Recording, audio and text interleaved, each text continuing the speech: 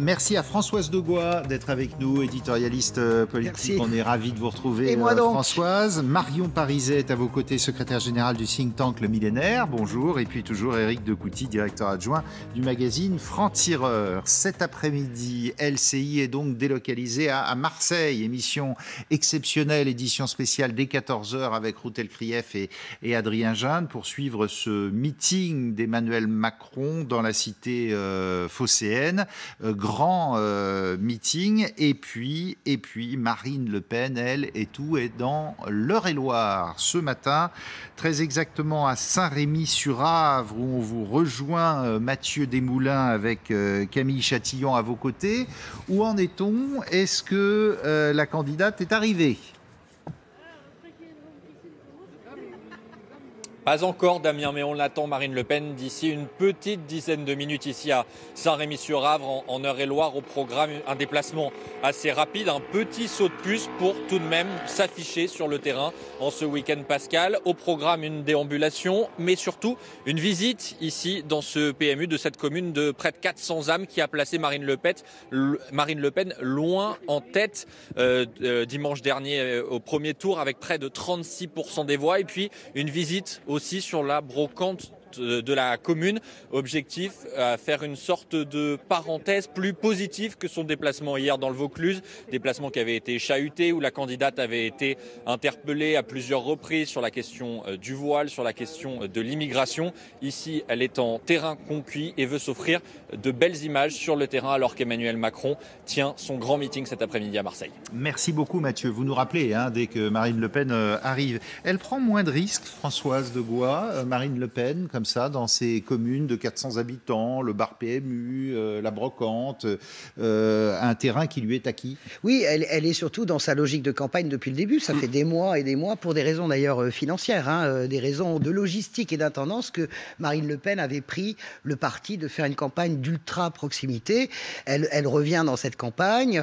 Voilà, hier elle s'est mise à portée de baffe, mais on voit bien qu'Emmanuel Macron fait ça aussi depuis une semaine. J'ai du mal à cerner. Je pense que c'est une campagne, pardonnez-moi de le dire, assez ennuyeuse en fait, en réalité, parce qu'on a d'un côté un candidat président qui tous les jours annonce des choses nouvelles, Marine Le Pen qui alterne ses petits déplacements de proximité dans lesquels, à l'évidence, Damien, vous avez raison, c'est là qu'elle est le plus à l'aise, parce que ça correspond à ce qu'elle sait faire de mieux et à la France aussi qui vote pour elle, en grande majorité, et des conférences de presse un peu posées, un peu rigides sur les grands sujets régaliens. Gabriel Attal disait, elle fait une campagne en chaussons. Oui, mais tout ça, au fond, on s'en fout de ce genre de déclaration. Mais cette campagne-là, ça lui a apporté le premier tour. C'est ce que je voulais dire, c'est que cette campagne-là fait qu'elle est au second tour, qu'elle est créditée de sondages très importants qui ne lui permettent pas de gagner, mais qui en tout cas... ça, on n'en sait rien. Non, mais en tout cas, aujourd'hui, 53-47, ça ne lui permet pas aujourd'hui de gagner,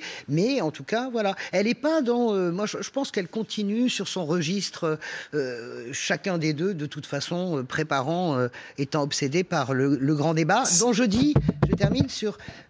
depuis toute l'histoire de toutes les présidentielles, jamais un grand débat n'a inversé une tendance 2 jours avant. Voilà, bon. C'est ce que je veux dire. C'est la bonne stratégie, Marion Pariset, une Marine Le Pen au champ et un Macron à la ville?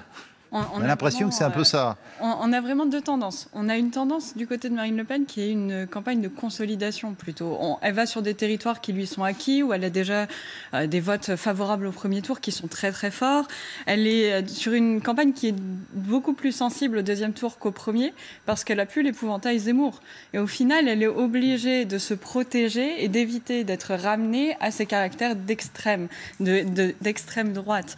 Et dans ce sens-là, elle a tendance à aller dans des zones qui lui sont favorables parce qu'elle ne va pas s'exposer dans ces dimensions-là. Au contraire, on voit Emmanuel Macron plutôt sur une campagne de conquête et il s'affiche beaucoup sur cette idée où il aurait compris les reproches qui lui sont faits, cette idée de distance, et dans toute sa communication, il met en avant ce côté direct aux Français, cette capacité à aller voir et à assumer la politique qu'il a menée jusqu'à maintenant. Alors justement, Marine Le Pen, qu'est-ce qu'elle rappelle, elle l'a encore rappelé hier, écoutez-la, que c'est la candidate contre la caste. Alors la caste, c'est quoi? C'est Macron, allons-y. Pour les mondialistes, l'homme se réduit à n'être qu'un consommateur ou un producteur, un être interchangeable qui a vocation à s'installer où il veut, à errer dans un monde sans frontières, à vivre ou survivre d'ailleurs de petits boulots quand il ne fait pas partie de la caste. Pour nous, il est un être attaché au sien, à son pays, à sa culture, à sa langue. Un être unique qui trouve dans les communautés que sont la famille et la nation, que sont les syndicats ou les associations de tous ordres, qui, au sens littéral du terme, animent notre pays, les seules affections durables, parce qu'elles sont fraternelles. Ces communautés sont les seules vraies et légitimes protections pour le peuple français. Bon, c'est intéressant, cette sémantique-là, Éric de Couty. Vous savez, on est sur les fondamentaux du populisme, c'est-à-dire que la caste, les élites, c'est nous contre eux, c'est la définition le basique du populisme, c'est-à-dire que c'est vrai pour Orban, c'est vrai pour tous les populistes, qu'ils soient de gauche ou de droite, c'est le peuple contre eux, alors selon les élites, les journalistes, la technocratie, tout ce que vous laissez sur ces fondamentaux-là. Et donc, il n'y a pas de surprise, en fait. Et là, j'ai l'impression quand même qu'on a oublié pendant la séquence de la campagne du premier tour, Emmanuel Macron n'a pas fait campagne, ça c'est une chose, mais parce qu'il y avait la présence de Zemmour, on a d'une certaine façon perdu de vue ce qu'était le Rassemblement national et Marine Le Pen. Et là, on redécouvre la vraie nature. Elle n'a pas changé, Marine Le Pen. Et elle était la même pendant le premier tour. Mais la présence de Zemmour servait en quelque sorte d'épouvantail. Et finalement, ça participait d'une forme de normalisation. Donc là, elle revient à ses fondamentaux. Non, mais elle y est toujours restée. Elle y est restée. Non, mais elle a mis la menace Zemmour sur elle. Mais nous, on était aussi, observateurs, moins concentrés sur elle que sur Éric Zemmour. Voilà. Et autrement, et ça revient à la campagne de terrain. Elle a fait une campagne de terrain en dehors des radars qui a marché, qui a fonctionné, et elle continue. Regardez ce que disait par exemple Emmanuel Macron. Lui, il dit je mouille la chemise. Ses proches disent il fait une blitzkrieg et il dit moi je suis à portée de baffe. Bon. Et elle, qu'est-ce qu'elle dit? Elle dit Macron, ça fait 3 jours qu'il fait en campagne. Alors c'était il y a quelques jours. Moi, ça fait 30 semaines. Alors justement, moi je voudrais dire qu'il faut... on est dans un moment précis, on n'est pas en 2017, on est en 2022 et vous avez une masse de Français, pour reprendre cette expression que je trouve très chouette, qui sont fâchés mais pas fachos. Vous voyez, ils sont fâchés. Ça c'est l'expression de Jean-Luc Mélenchon. Mais c'est une expression qui caractérise bien, je pense, l'état d'esprit. Fâché, pas facho.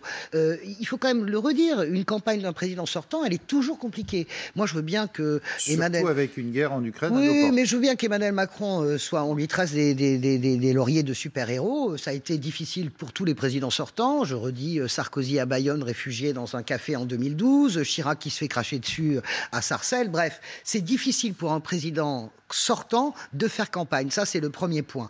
Il fait campagne, c'est très bien. Moi, j'en suis absolument ravi. Il ne l'a pas faite, que ne l'a-t-il fait le premier tour? Il l'a fait maintenant. Donc ça, c'est très bien. Après, tresser, mais c'est de bonne guerre, c'est de la politique. Tresser les lauriers du héros parce qu'il fait campagne au milieu des gens, pour une personne qu'on va voir qui l'insulte. C'est son équipe qui tresse. Mais c'est normal, c'est de la politique. Et de la même manière que Marine Le Pen contre-attaque en disant moi, ça fait 30 mois que je suis...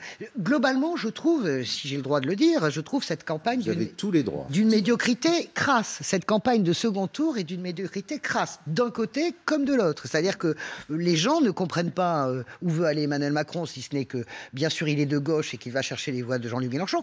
Pas plus qu'ils ne comprennent, et je suis d'accord avec Éric de Couty, ce que veut dire Marine Le Pen. Cette espèce de salmigondi, comment dirais-je, de philosophie politique sur la communauté, etc.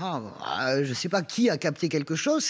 C'est de briques et de broc. Je pense que les deux savent que dans la dernière semaine et dans l'isoloir, ça se termine en tout sauf Le Pen ou tout sauf Macron. Enfin, tout sauf l'extrême droite ou tout sauf Macron. Donc tout électorat est bon à prendre. Regardez cette photo. Regardez cette photo. Hier, elle était dans le Vaucluse. Qu'est-ce qu'elle a fait? C'est quand même étonnant pour un politique. Elle a mis un cierge. Et elle le dit aux catholiques. Regardez, moi je mets un cierge en ce vendredi saint. Moi, je suis un peu moins sévère que sur la question de la campagne, cette campagne qui est, je sais pas quel est le mot, médiocre. Au sens premier, tu vois. C'est que c'est pas. Il se passe malgré tout quelque chose, notamment sur une forme de clarification. Ce qui se passe du côté de la Macronie, la question des retraites qu'il faut éclaircir. Je trouve que c'est important. Tu as trouvé qu'elle est éclaircie? Non, je trouve. Moi, je pense qu'on est encore plus flou. Non, mais écoute, il faut qu'elle soit éclaircie. C'est-à-dire qu'il faut qu'elle soit éclaircie. Ouais, je pense qu'elle doit servir à ça. Quand on voit, ça a permis aussi sur Marine Le Pen, sur les questions juridiques de réforme de la Constitution, qui est ce débat-là, je trouve que c'est plus intéressant d'en débattre maintenant que d'en débattre après. Je trouve que ces questions-là, il y a une succession de questions. Ça vaut on va mieux, reparler ça des s'appelle la retraites. campagne électorale. Je trouve que c'est pas inutile qu'on sache un peu ce que le pouvoir, c'est pas la question. Pouvoir, s'il est élu, qu'Emmanuel Macron, on sache un peu ce qu'il a derrière la tête. Il nous a dit 65 ans, on est parti avant le premier tour, c'était à 65 ans, là il nous dit ce sera 64, référendum, tout ça c'est pas du tout clair. Vous trouvez que c'est clair ce qui est sa position? Non, c'est la nécessité de l'éclaircir. Attention, on va revenir sur le fond des programmes et sur la journée, mais il y a beaucoup de choses qui se passent en direct. Les sondages, en tout cas, qu'est-ce qu'ils disent? Ils disent quoi, comme vous le disiez? Ils disent 53, 47 à peu près pour ce deuxième tour, avec une courbe qui monte un peu pour Macron. Et puis dans les intentions de vote, ça c'est important, intentions de vote à droite. Bon, et ben là ce serait Macron, on va peut-être le voir, qui ferait le plein, notamment du côté des électeurs de Valérie Pécresse.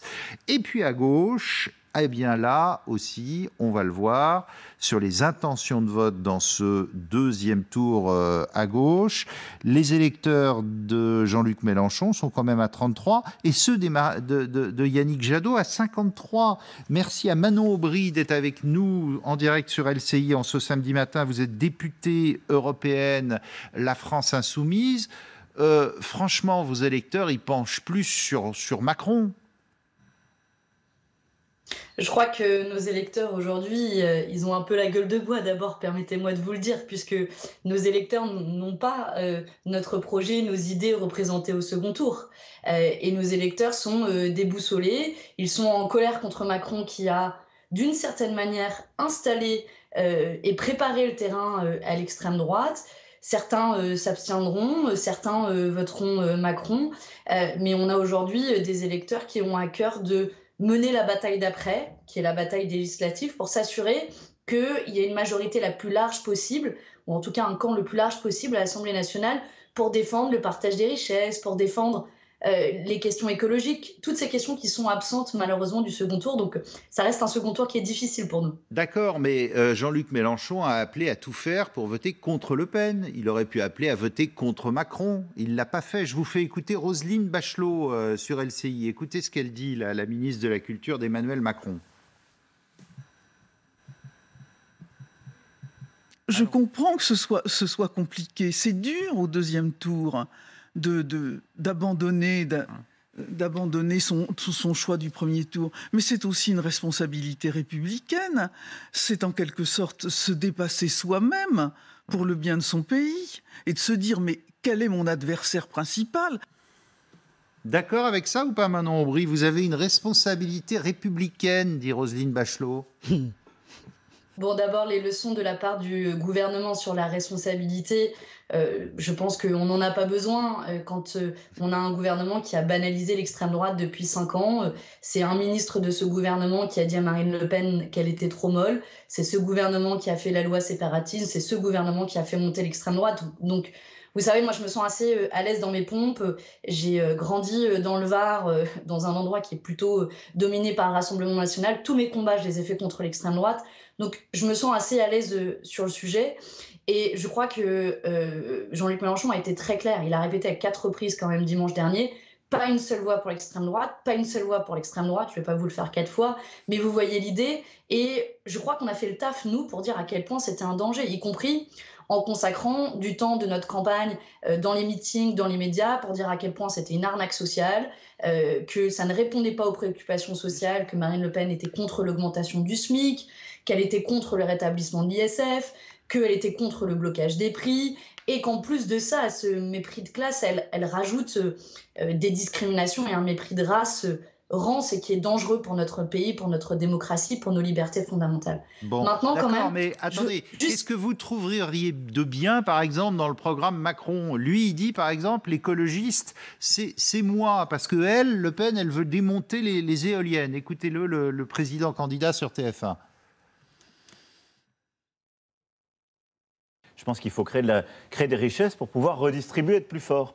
Par contre, la planification écologique, est une chose dont je peux me nourrir. Les éléments de proposition sur la qualité de l'air, la qualité de l'eau, la mer, sont des choses qui sont compatibles. Parfois que j'ai pu commencer, propose d'aller plus loin, je suis intéressé par ces propositions. Donc j'écoute, j'entends. Dans le programme de Jean-Luc Mélenchon. Ou d'Yannick Jadot. C'est un sacré appel du pied, là. Ouais, c'est même de la drague ouverte. Mais vous savez, c'est un peu la drague lourde dans un bar où vous le voyez venir à 3000 km. Franchement, c'est ça, parce que Emmanuel Macron parle de planification écologique, qui sont quand même les mots de Jean-Luc Mélenchon, qu'il a utilisé tout seul pendant des années, et qu'il le fasse dans cet entre-deux tours de cette campagne présidentielle, alors qu'Emmanuel Macron a été condamné à part 2 reprises par la justice pour inaction climatique, qu'il ne respecte pas les objectifs à minima européens en termes d'énergie renouvelable, qu'il est celui qui a rallongé la durée d'utilisation du glyphosate. Bref, je ne vais pas vous faire la longue liste des reniements écologistes d'Emmanuel Macron, mais je crois que personne n'est dupe. Et vous savez, demain, nous resterons des opposants fermes et entiers à Emmanuel Macron. Et je veux juste dire quand même, pour finir sur la question de tout à l'heure, qu'il faut comprendre la colère des gens.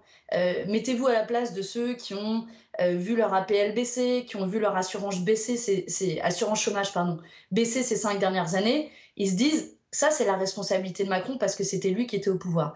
Donc nous, on fait le taf pour dire, ne déversez pas votre colère dans le bulletin Marine Le Pen qui serait une fausse solution.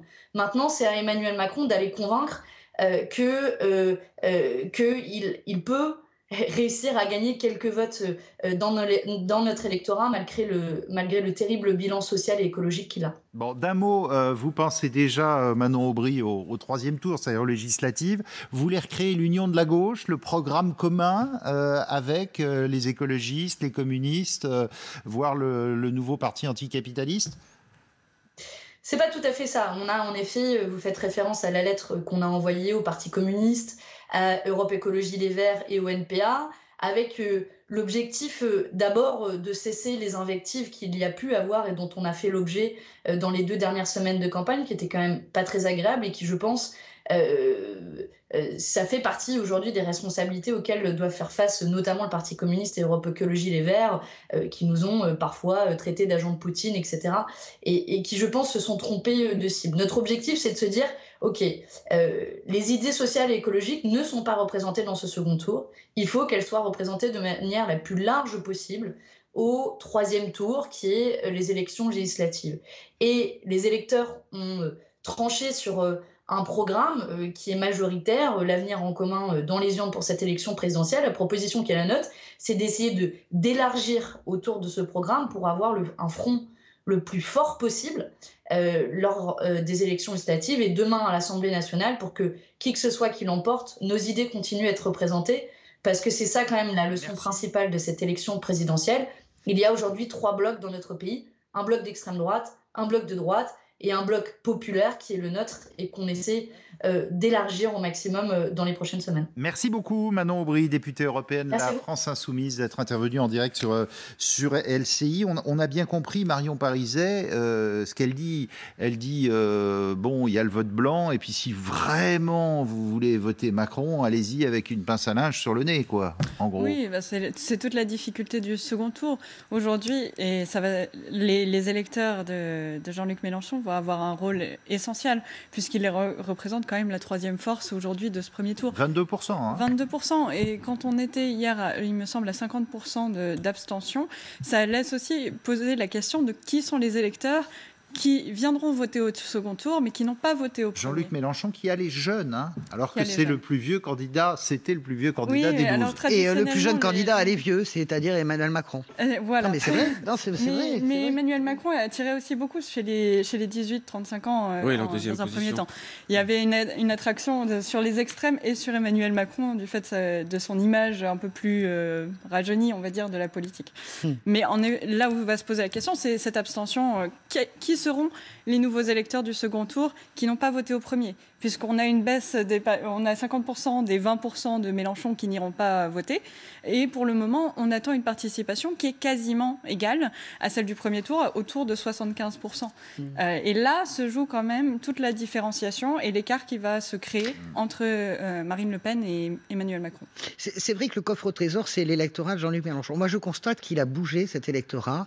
Lundi, au lendemain du second tour, il y avait probablement une réaction épidermique des gens qui répondaient au sondage. On était à 27% de vote pour Marine Le Pen. Aujourd'hui, 6 jours après, dans l'électorat de Jean-Luc Mélenchon, on est redescendu à 18. On a bien compris que ce qui va se passer, et c'est pour ça que le procès qui est fait à Mélenchon est un peu hard, parce que déjà, dans un climat pareil, on n'est pas en 2017, on est en 2022, les gens connaissent Emmanuel Macron avec ses défauts, ses qualités, avec le caractère irritant ou pas, il y a des gens qui l'adorent, il y a une majorité de gens qui le retrouvent irritant, arrogant. Je trouve que déjà, faire en sorte que la colère ne se transforme pas en vote, comme l'a dit Jean-Luc Mélenchon, irréversible, c'est-à-dire le vote Le Pen, Mélenchon dit c'est irréversible, c'est mortel en réalité. Eh bien déjà, arriver à colmater la brèche de la colère de cette manière-là et faire que cette colère se transforme ou en abstention ou en vote blanc, eh bien, c'est déjà beaucoup dans le climat actuel. Elle dit je suis la candidate des classes populaires, je vais baisser la TVA sur l'essence. Damien, juste, je voudrais finir. Les messages de Roselyne Bachelot, j'ai beaucoup de respect pour Roselyne Bachelot, qui a été notre consoeur il y a quelques années. Je veux dire que ces messages-là n'ont aucun sens. Je pense que les Français... Elle appelle au Front républicain. Mais ces messages-là, elle a raison de le faire, c'est sa conviction. Les artistes ont raison de le faire s'ils veulent signer des tribunes. Mais pour le coup, dans le climat actuel, moi je pense que ça, c'est encore des choses irritantes, vous comprenez ? Je pense qu'il faut laisser les gens réfléchir. Ils ont leur libre arbitre. Vous verrez que ça se terminera comme on sait déjà. Ils ne veulent pas qu'on leur force la main. C'est parce que ça donne le sentiment de ce sur quoi joue Marine Le Pen, et Éric sera d'accord avec ça. Elle joue sur moi contre la caste, moi contre le système. Les appels à voter au vote républicain étaient tout à fait audibles il y a quelques années. Je pense que dans la situation actuelle, ça, c'est très bien, encore une fois, que les gens le fassent, je le dis. C'est vraiment, c'est tout à leur décision. Mais je pense que ça peut être... Moi, je ne suis pas en désaccord avec tout ça. Avec à l'image, Éric, je vous donne tout de suite la parole, Saint-Rémy-sur-Ave, dans l'Eure-et-Loire, où on attend d'un instant à l'autre l'arrivée de Marine Le Pen. On l'aperçoit, regardez, sur cette image, derrière, on aperçoit les cheveux blonds, où elle doit rentrer dans ce café PMU d'Eure-et-Loire. Non, le ni Macron ni Le Pen, ce n'est pas ce que dit Jean-Luc Mélenchon d'ailleurs. C'est bien ce que je précise. Mais il y a un certain nombre, il ne dit pas ça. Mais on entend, on voit chez un certain nombre, mais notamment chez les jeunes, ce ni Macron ni Le Pen, qui à mon avis, encore une fois, je n'ai pas dit que c'était ce que disait Mélenchon, il a été clair en tous les cas, plus que clair, en tous les cas plus qu'en 2017.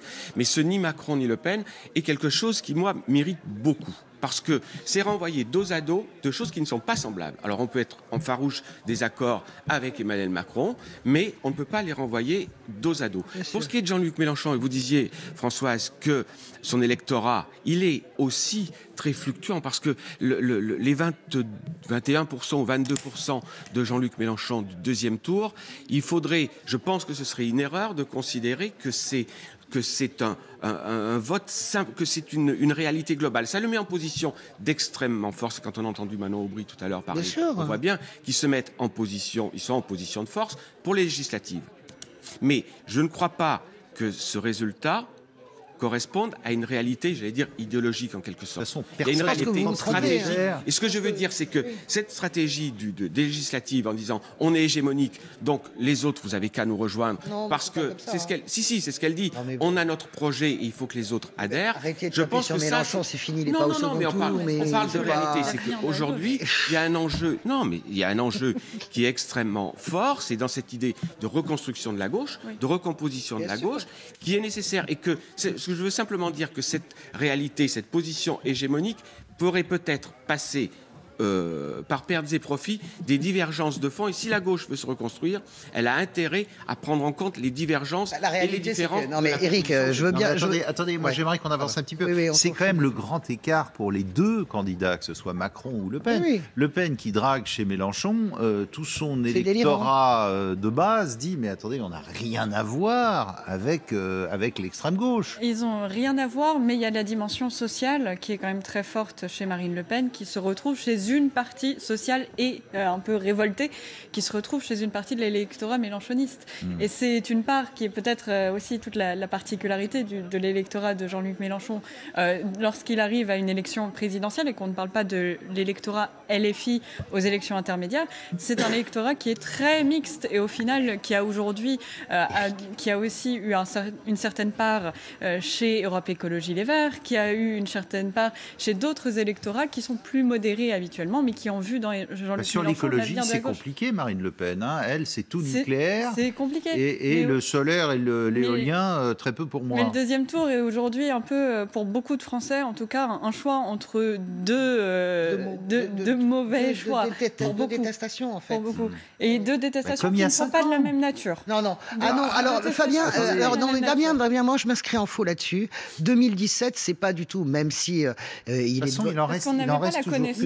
de bonne guerre pour Emmanuel Macron de dire qu'il n'y a jamais eu de front républicain en 2017. C'est ses premiers propos de campagne en ouverture. Bien sûr qu'il y a eu un front républicain en 2017 et qui n'a pas été difficile finalement à amener parce que les gens avait bien vu à peu près qui était Emmanuel Macron, mais n'avait pas tout à fait perçu l'expérience de sa manière de gouverner. On est 5 ans plus tard. Les Français ne le connaissaient pas. Les Français, je ne suis pas sûr que les Français le connaissent mieux, mais en tout cas, ils connaissent bien sa façon de gouverner, avec beaucoup d'ambiguïté, beaucoup d'allers-retours, beaucoup de violence dans la crise des Gilets jaunes. Donc c'est comme ça que c'est perçu. Donc il est bien plus difficile aujourd'hui. Ce n'est même plus la question de Marine Le Pen ou pas Marine Le Pen, ça se concentre sur la personne d'Emmanuel Macron. Il est pour des millions de gens plus difficile d'aller mettre un bulletin qu'en 2017. Ça ne veut pas dire qu'ils ne le feront pas. C'est ce que je veux dire. Ça ne veut pas dire qu'ils ne le feront pas. Mais d'ailleurs, les sondages montrent qu'ils le feront quand même. À l'évidence. Notamment chez Yannick Jadot. 53% de son électorat. Mais chez Mélenchon, vous aurez vu Libération de ce matin où ils sont revenus voir c'est le tout sauf Macron. Dans on ne fera pas barrage. Et c'est vrai que c'est intéressant le sujet de Libé. C'est-à-dire qu'ils avaient fait l'année dernière ces gens qui disaient nous la prochaine fois on ne fera pas barrage. Bien sûr. Et on voit bien qu'aujourd'hui il y a malgré tout le questionnement, c'est que la question de Marine Le Pen et l'extrême droite se repose même chez les gens qui détestent Emmanuel Macron, à tort ou à raison, mais en tous les cas qui le détestent, la question se pose. Aussi sans doute avec toi, 100%. Aussi sans doute parce que Éric Zemmour a porté certains messages pendant le premier tour qui ont rappelé tout ce que pouvait faire une forme d'extrémisation de la droite et qui aujourd'hui fait peur aux gens parce que on mine de rien Marine Le Pen, si elle a été épargnée par ces critiques-là au premier tour, au deuxième, il n'y a plus de paravent. C'est elle face aux Français. Je ne sais pas si vous avez entendu Emmanuel Macron, ça date d'hier, je crois. Il ne dit plus Madame Le Pen, il dit l'extrême droite.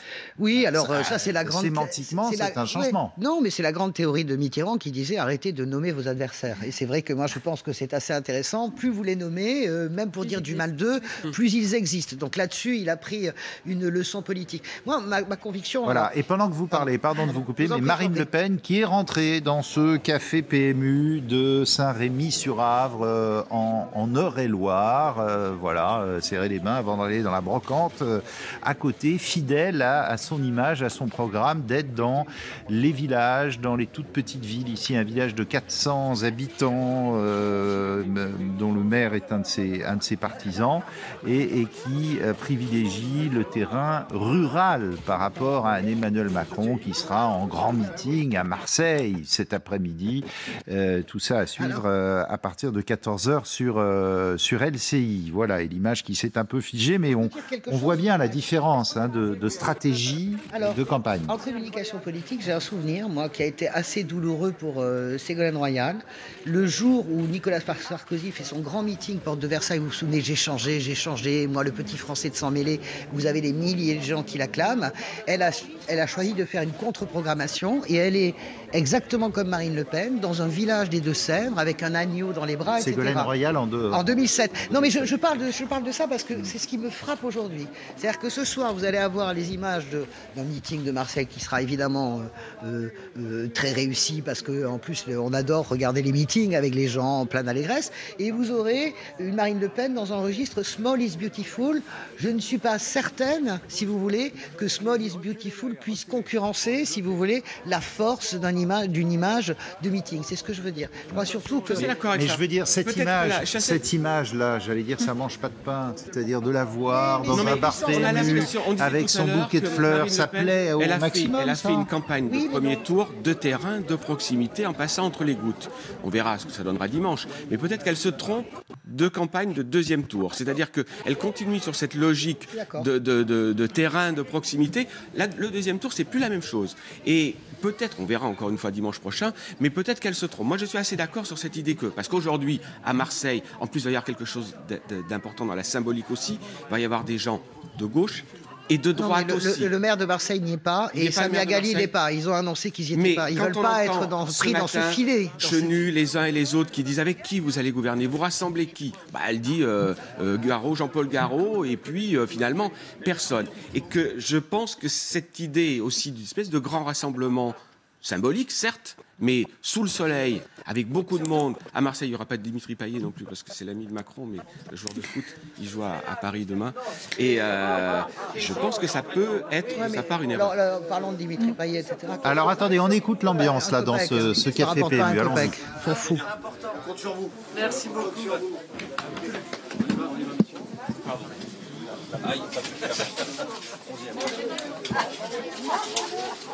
Attention aux gens derrière, il y a des gens derrière vous.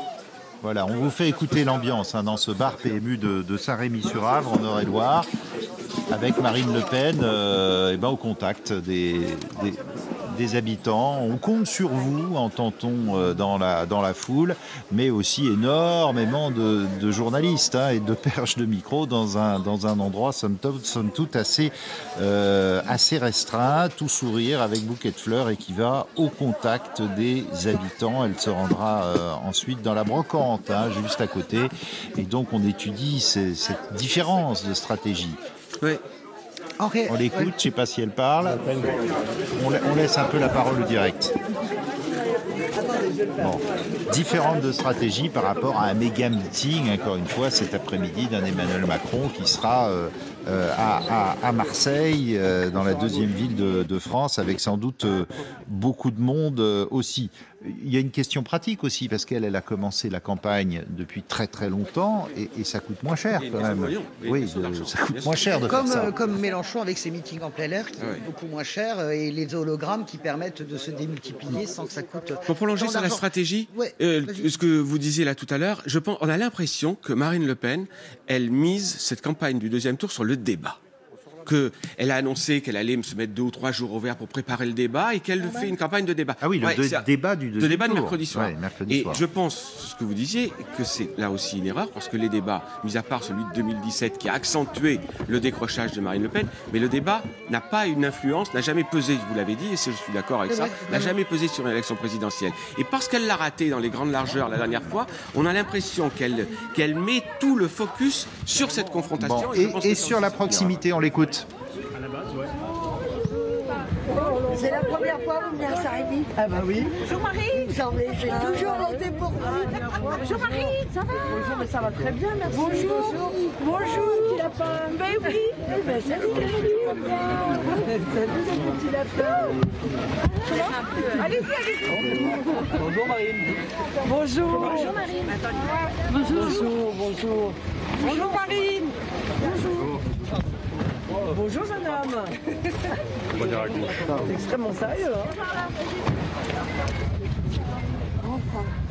C'est une campagne à la chaîne. Ça marche, ça? Bonjour mon petit lapin, bonjour Marie. Oui.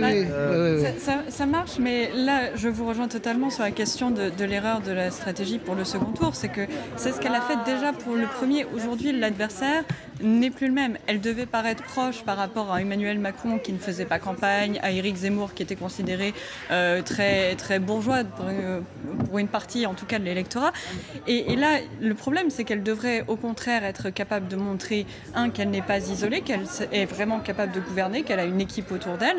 Et elle devrait être capable de montrer d'autant plus cette capacité vraiment régalienne de l'État. C'est un peu court là ce qu'elle fait là. Je pense que c'est à contre-temps. Elle a déjà montré cette image-là et là aujourd'hui elle est face à un président qui a déjà toutes les qualités de régalien, en tout cas qui a eu le temps de l'éprouver sur les derniers mois, surtout avec la crise en Ukraine. Et elle n'a pas cette occasion-là. Et il est très probable que d'ailleurs elle évite de parler de tous les sujets trop régaliens parce que c'est là où elle va être fragile. Elle a déjà fait. Non, alors moi je ne suis pas d'accord avec vous parce que justement elle a choisi les conférences de presse posées justement pour parler de l'international. Au passage, je noterai qu'elle n'a pas prononcé une seule fois le mot Ukraine. Il n'a parlé que de la guerre russo-ukrainienne. Là, elle est dans la stratégie, en gros, maman on vous protège. Tous les deux vont chercher le mistigris, si vous voulez, le totem suprême du protecteur. Alors, Macron, allez, on l'écoute un petit peu, pardon. Allez-y. Place au direct. Financièrement et matériellement. Et sur le plan des finances de la commune, avec la suppression de la taxe d'habitation, vous avez quand même réussi à compenser. Oui, parce que nous avions un très faible endettement. Ah oui, c'est ça. C'est très bien, et ce qui nous a permis de passer le cap quand même assez sereine. Et la taxe foncière, vous avez été obligé parce que j'ai vu qu'il y avait beaucoup de communes qui avaient nous l'avons maintenu. Une très bonne gestion financière avec monsieur le maire. Je pense pas à monsieur le maire, mais monsieur Nicolas qui fait partie du conseil, où il est très actif et très constructif d'ailleurs. Donc, ça nous permet de maintenir sur les différents taux au même niveau. Augmenter la pression fiscale. C'est vraiment une chance pour les habitants. En gérant. Il y a beaucoup de communes qui ont dû augmenter tout en investissant beaucoup, parce qu'on est quand même très bien équipés. Nous avons un centre aquatique, nous avons... Il y a beaucoup de communes qui ont dû augmenter tout en investissant beaucoup, parce qu'on est quand même très bien équipés. Je viens les vivre. Donc voilà pourquoi. Il faut savoir que sur la vallée, il y a un peu plus d'une centaine d'associations. Ah oui, c'est ça. Aussi bien sportifs, culturels, artistiques. C'est très très important. Et c'est vrai qu'ils ont beaucoup souffert. C'est le cœur du fonctionnement d'une ville. Ils souffrent aussi parce que, d'abord, ils souffrent d'une forme de désengagement général. Il y a dans les dernières années eu une forme de désengagement général. Moi, j'ai rencontré des dizaines de présidents d'associations qui me disaient on n'arrive même plus à constituer un bureau parce que quand les gens sont dans la difficulté, quand ils ont des problèmes de pouvoir d'achat, il y a des priorités, exactement. Et donc leur première priorité, c'est de se reconcentrer et en réalité, ça crée une forme d'isolement et du coup, ça a créé des problèmes pour les associations. Ça, c'est vrai. Il faut vraiment continuer à les soutenir, à les aider. Je vais répondre aux questions sûrement diverses et nombreuses sur ce sujet. Voilà, Marine Le Pen, micro tendu, là, cette fois-ci, vis-à-vis des journalistes dans cette commune d'Eure-et-Loire. Au premier tour, la commune vous a placé en tête avec près de 37% des voix. Je n'avais pas regardé ça. Est-ce que c'est un moyen de changer d'ambiance par rapport à hier, de vous faire oublier votre déplacement?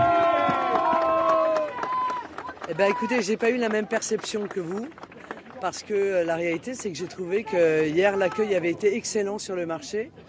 Et ça n'est pas les quelques marginaux qui sont les squatteurs de la commune d'un terrain à proximité qui révèlent en réalité l'ambiance de la commune. Moi, j'ai trouvé que les échanges avaient été très riches et les soutiens très nombreux sur ce marché.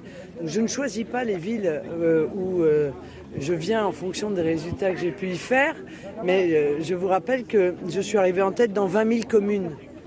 Voilà, 20 000 communes sur 34 000. Donc il est sûr que je peux tomber sur des communes où j'ai fait des bons scores. Mais c'est pas très intéressant ça. Ce qui est intéressant, c'est qu'on est là dans la périurbanité et que la périurbanité, la ruralité, sont des sujets importants de cette campagne présidentielle. Je veux dire, il y a des pans entiers de mon projet qui visent justement à l'aménagement du territoire. Vous le savez, puisque je l'ai annoncé, que je créerai un grand ministère de la ruralité. Et dans ce grand ministère de la ruralité sera intégré l'aménagement du territoire. Parce que je suis convaincu que le processus qui a été créé par le Covid, notamment, qui pousse un certain nombre de personnes à venir télétravailler dans la périurbanité ou dans la ruralité doit être accompagné. C'est-à-dire qu'il faut que les entreprises qui poussent un certain nombre de personnes à venir télétravailler dans la périurbanité ou dans la ruralité doit être accompagné. C'est-à-dire qu'il faut maintenant que ce soit les entreprises qui soient incitées fiscalement, et c'est le but de ma proposition, par exemple sur la suppression de la C3S en fonction des zones de relocalisation. Le but, c'est de recréer de l'emploi dans cette périurbanité, dans la ruralité, pour retrouver un équilibre territorial qui a été rompu dans les dernières années. Vous êtes ici dans une commune rurale, Emmanuel Macron, lui, est dans la deuxième ville de France, à Marseille. Est-ce que vous assumez, vous voulez jouer ce contraste? Oui, enfin j'étais dans l'agglomération de Marseille hier, puisque le Pertuis fait partie de l'agglomération de Marseille, où d'ailleurs j'apprends que sur le milliard qui a été promis par Emmanuel Macron à Marseille, il y a 250 millions qui sont réclamés comme financement aux communes de l'agglo. C'est-à-dire à des communes qui ont déjà énormément de mal à investir, qui se voient privées en fait bien souvent d'entreprises, de services publics, parce que la grande ville de cette gigantesque agglomération est en train de tout aspirer. Donc ça aussi, ce sont des sujets qui sont importants pour les Français. C'est comment on arrive à rééquilibrer les subventions, à arrêter d'en demander toujours plus aux petites communes au bénéfice de grandes agglomérations qui déjà sont en règle générale bien pourvus. Donc vous voyez, j'étais pas très loin de Marseille là, pour le coup. Vous avez dit que dans les prochains jours, vous allez vous mettre en retrait pour préparer ce débat. Est-ce que celui d'il y a 5 ans raté vous hante encore? Non, pas du tout, absolument pas. Je suis extrêmement sereine, mais je pense que, comme l'avait fait d'ailleurs Emmanuel Macron la dernière fois, prendre un jour et demi pour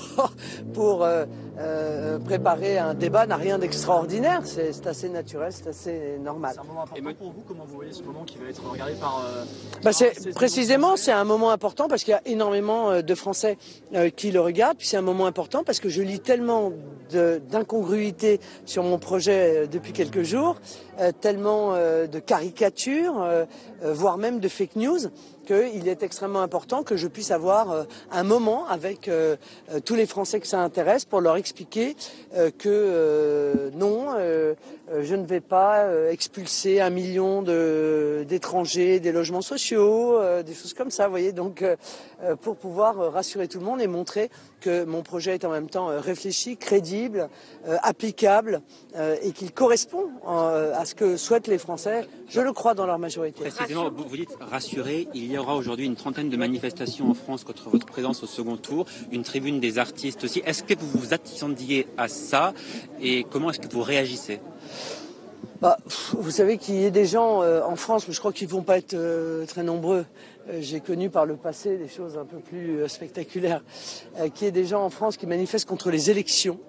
C'est quand même quelque chose d'assez étonnant. Je vous le dis en souriant, mais je pourrais vous le dire gravement parce qu'il y a quand même des dizaines de pays dans le monde dans lesquels il n'y a pas d'élection. Et venir manifester contre les résultats d'une élection, je trouve que c'est profondément antidémocrate.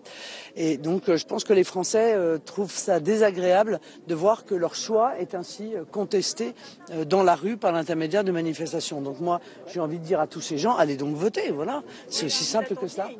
Diabolisation dans l'entreprise? Vous savez, la diabolisation, elle est surtout elle est politique et médiatique. Je ne suis pas très étonné parce que si le système met en œuvre une telle diabolisation, c'est qu'il a peur. Voilà, c'est aussi simple que ça. Je pense que si Emmanuel Macron était absolument sûr de gagner, il ne serait pas obligé d'aller ainsi chercher des sportifs dont la plupart des noms sont inconnus par ailleurs, des acteurs dont la plupart des noms sont inconnus aussi, et à mon avis à l'immense majorité des Français. Donc cette agitation brutale là, auquel on assiste entre les deux tours, qui est là encore assez peu respectueuse de la démocratie, je crois est à la hauteur de l'inquiétude du système. Mais donc c'est Emmanuel Macron qui génère toutes ces tribunes, ces prises de parole, ces manifestations? Je pense en grande partie oui. Oui, en grande partie oui. Chercher les acteurs et les sportifs, qu'est-ce que ça veut dire? quoi. Est-ce que vous allez chercher les acteurs? C'est comme ça que vous avez parlé à l'instant. Oui, je pense que le système s'inquiète. Le système s'inquiète parce que il voit que le peuple a envie de reprendre le pouvoir. Mais si vous voulez, quand je vois dans un journal qui est censé être sérieux un article nous expliquant que le référendum d'initiative citoyenne c'est un élément totalitaire, je ne sais même plus quoi vous répondre. Il n'y a pas plus démocratique que le référendum d'initiative citoyenne, il n'y a pas plus démocratique que la proportionnelle que je propose. C'est le meilleur moyen de revivifier la démocratie. Et quand je vois qu'il y a des gens qui écrivent des choses comme ça, je me dis que voilà, ils sont inquiets de voir que le peuple va à nouveau être consulté et accessoirement à nouveau va être respecté. Ce qui est une attente forte de la part des Français. Il n'y a pas que le système, comme vous dites, qui s'inquiète. Quand on reprend votre déplacement d'hier, beaucoup de Français vous ont fait part de leur inquiétude sur votre programme en matière d'immigration, en matière de voile, en matière de questions sociales comme le mariage LGBT. Vous comprenez qu'il y a encore des inquiétudes sur votre programme? Mais j'y ai répondu, je crois, de la manière la plus claire et la plus simple qui soit. Donc, bien entendu, il y a des gens qui s'interrogent sur mon projet. C'est tout à fait normal. Ça fait aussi partie du processus démocratique. Et ce qui serait bien, c'est que, je pense, ils puissent avoir accès à des véritables informations, pas à des caricatures. Donc on est là pour ça et c'est tant mieux. Et je suis toujours à votre disposition pour répondre à vos questions précises sur n'importe quel point de mon projet. Précisément, quand vous voyez cette dame hier qui vous a interpellé, cette dame qui a dit « je suis une grand-mère, c'est pour ça que j'ai enfilé le voile et je ne suis pas une islamiste, je suis opposée au voile pour les petites filles », ça vous donne pas envie de bouger, de changer de position là-dessus? Mais bien sûr que ça m'interpelle, bien entendu. Je sais très bien quels sont les problèmes qui sont liés au voile. Je sais très bien qu'il y a des femmes âgées qui le mettent parce que ça correspond pour elles à un moment de leur vie et qu'elles sont devenues grand-mères et que ça n'a pas la même signification que les jeunes femmes à qui on force en fait de le mettre. Mais il n'en demeure pas moins qu'il y a des milliers de femmes en France qui sont obligées de mettre ce voile parce que si elles ne le mettent pas, eh bien elles sont menacées, elles sont isolées, elles sont suspectées.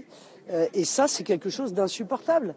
Donc j'étais d'ailleurs contente de voir qu'elle considérait également que les petites filles, faire porter les voiles à des petites filles était quelque chose dans son esprit qui était totalement insoutenable. Donc voilà, il faut que ce sont des problèmes qui sont des problèmes complexes. J'en suis parfaitement consciente de cela. Hein. Je suis pas, comment dire, obtus.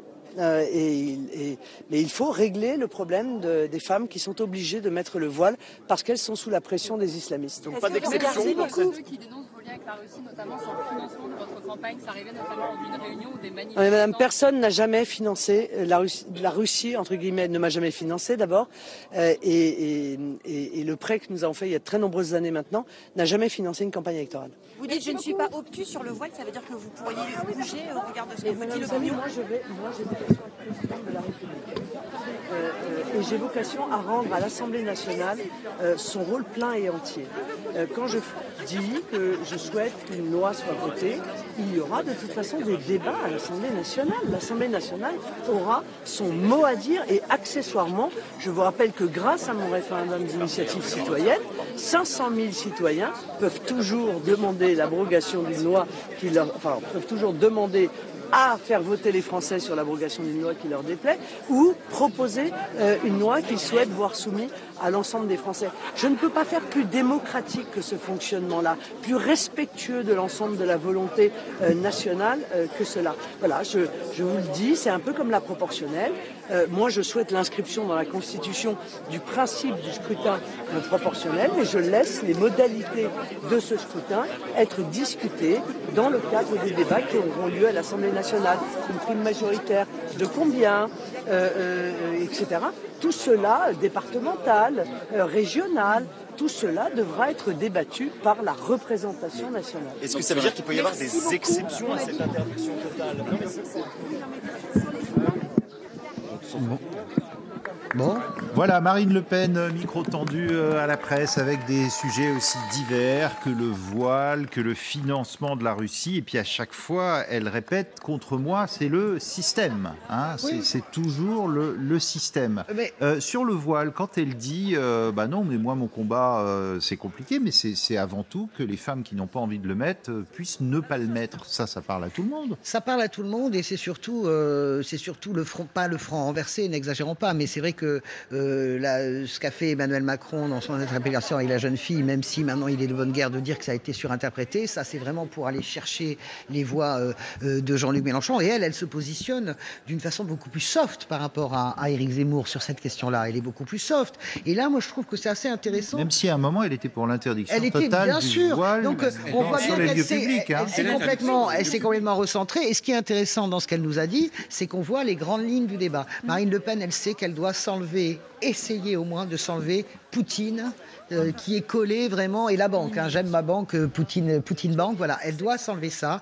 Elle doit également, pour séduire la gauche, s'enlever l'idée qu'elle va expulser, comme voulait le faire Éric Zemmour, 1 million. Donc, on a bien vu sur quoi elle va travailler là, sur ces deux aspects très forts. Voilà, la Russie et l'immigration. Mais c'est vrai qu'on voit tout à fait le changement aussi de langage sur ces questions du voile. Et c'est intéressant parce que justement, là où pour beaucoup il y a aussi une lecture politique de l'islam, une lecture politique du port du voile, là elle efface tout ça. Elle efface tout ça dans une dimension où elle individualise et elle va par là gommer tous les axes, tous les thèmes qui jusque-là lui donnaient une image de droite dure et qui encore bloquer un certain nombre de personnes. Et à travers ça, en fait, elle vient s'adresser à ces abstentionnistes, aux personnes qui sont moins intégrées, moins militants, moins sympathisants habituellement, en adoptant un langage qui est finalement moins marqué. On écoute toujours l'ambiance, allons-y. Ils ont refusé de le faire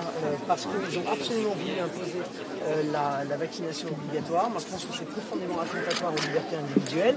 Et le fait d'avoir expulsé comme ça des milliers de gens, 15 000 soignants, il n'y avait pas que les soignants, d'autant qu'aujourd'hui, les gens qui travaillaient dans les aujourd'hui, on vient nous dire qu'il n'y a personne dans les hôpitaux, qu'on cherche du monde, mais on ne veut pas réintégrer les gens qui ont été tirés, comme des malpropres. Moi, je vais les réintégrer et je vais encore une fois, leur payer les salaires dont on les a privés.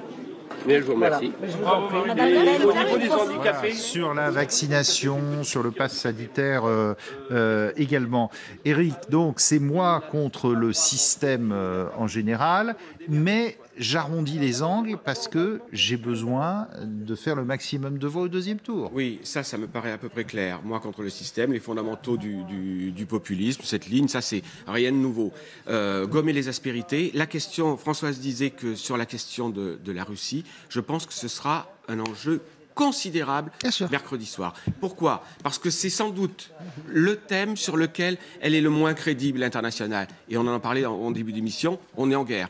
Et vous avez vu, à chaque fois, elle dit non, c'était pas une banque russe, c'est une banque tchèque qui a été rachetée, les éléments, ça finance pas les campagnes, ça va être très compliqué pour elle de se décrocher de cette réalité-là, parce qu'il y a un certain nombre d'éléments factuels qui sont avérés, le prêt, la relation entre la banque et le pouvoir et le Kremlin. Donc ça va être un enjeu mercredi soir qui va être considérable. Je ne dis pas que l'élection se jouera là-dessus, mais en tous les cas, ce sera un moment extrêmement ça va jouer des points là-dessus. D'un mot, le lâchage, si on peut dire, de Robert Ménard, le maire de Béziers, qui dit « je suis vraiment un peu trop en désaccord avec elle, mais je voterai quand même pour elle ». Écoutez, Robert Ménard... Et donc je parlerai plus, je m'exprimerai plus. Bon, ben voilà, elle, ce qu'elle dit, c'est l'essentiel, c'est qu'il vote pour moi. Donc évidemment, c'est dur, mais en même temps, j'entends ce que dit Marine Le Pen sur les fronts anti-républicains, sur les fronts républicains contre elle. Elle dit, on a tellement connu pire, disait-elle en rigolant. Elle est à charge. Voilà, elle vient d'une longue histoire de trahison. C'est carrément une spécialité maison à l'extrême droite, la trahison, les poupouches, des attitudes comme Robert Ménard, c'est tellement soft. Robert Ménard a souvent changé. Oui, souvent Ménard change d'avis. Le Ménard change d'avis, donc elle a l'air assez... elle donne en tout cas le sentiment d'être assez indifférente à tout ça. Pour une semaine, il aurait pu, c'est quand même un coup de pied de l'âne, parce qu'il aurait pu s'éclipser des plateaux sans l'exprimer. Il refusait de venir pendant une semaine, et voilà. Donc il y a quand même quelque chose... Oui, mais la question, c'est la question que... ça va être dur pour lui de s'arrêter de parler. Merci beaucoup, vrai, en tout cas, vous avez raison. D'avoir été avec nous. On continue à suivre, évidemment, Marine Le Pen en direct depuis ce marché, ce PMU plutôt de Saint-Rémy-sur-Avre. Vous avez rendez-vous dans un instant avec Jean-Mathieu Pernin. À demain.